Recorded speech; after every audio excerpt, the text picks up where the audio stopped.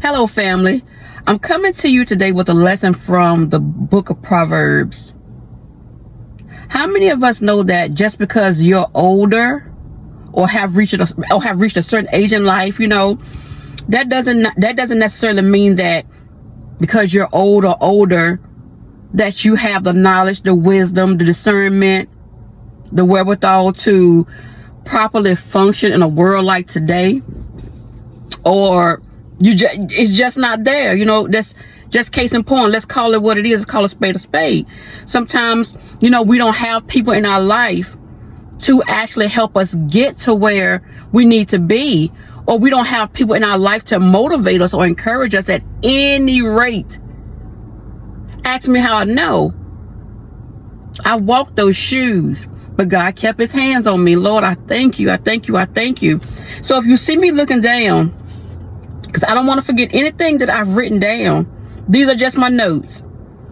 And I want to title this video, The Young and the Older, because sometimes the old and the older is still trapped in the young. I am reading every week from the book of Genesis. I myself personally have started reading from the book of Proverbs. So after I read all the chapters in Genesis, I'm going to go over to Proverbs. When I tell you the book of Proverbs is nothing but the truth, I don't know where you are in your life. I don't know where you're reading in your book, in the Bible, but the book of Proverbs, it will definitely set some things free. If it will definitely give you perspective if you're looking, and I pray that to whoever happens to read the book of Proverbs, and I encourage it, that God will give discernment in that moment that the person is reading, and get something from it, take something away from it. And this is how I got my lesson on the young and the older. Guidance for the young and the older. Age is absolutely nothing but a number. It's cliche, but it's very much true. A person can be old or older. That doesn't mean they're where they want to be in life. If I'm being honest, a lot of us didn't have an upbringing that we needed or longed for. Many of us had basically no one, or didn't have who we truly desired. In my case was my mom. I desired my mom's love and affection and attention so much that it literally, that was the biggest thing that broke me in life.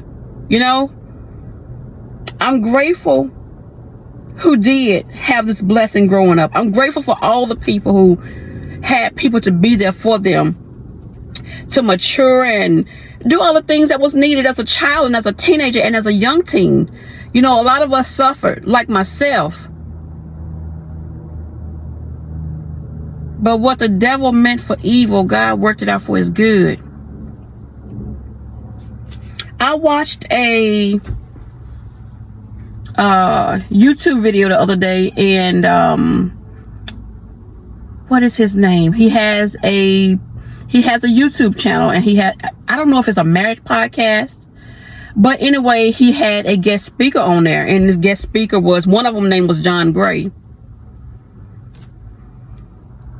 No one is perfect. No one is perfect. And if you ever say that you haven't judged anyone, just know that you're not being honest, because we've all judged someone. Whether you knew them or whether you didn't know them, we've all judged someone.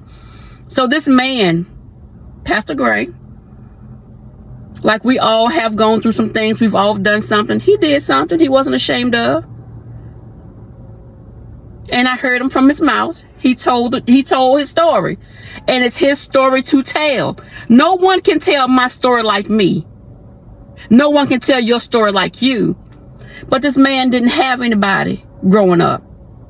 He said he longed for someone to see him getting whooped out on the front lawn. He longed for someone to see him getting bullied. He longed for someone to tell him why he did what he did sexually, but couldn't understand why he did it, but he felt guilty. There were so many things in his life, your life, and in my life that has taken place that we didn't have anyone. We struggled through those things alone before we even knew who God was. Before we even knew that we were called or we were chosen. We didn't have that.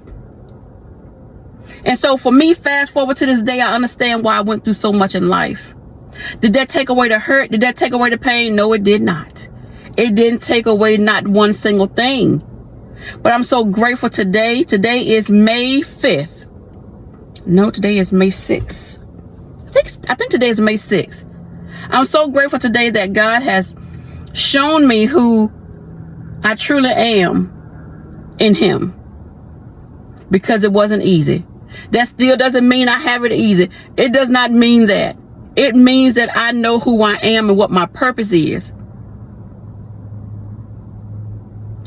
Put in the comments below the word longed, L-O-N-G-E-D.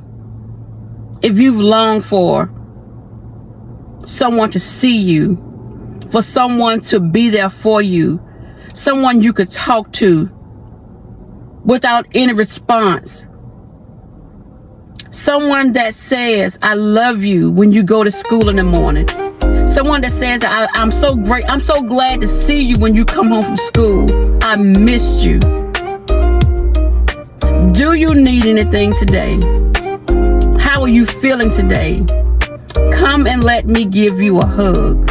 Put the word longed, L-O-N-G-E-D, if you long for that person in your life or that thing in your life. I want you to check out my full video on this lesson from the book of Proverbs titled Young and Older. I will see you then.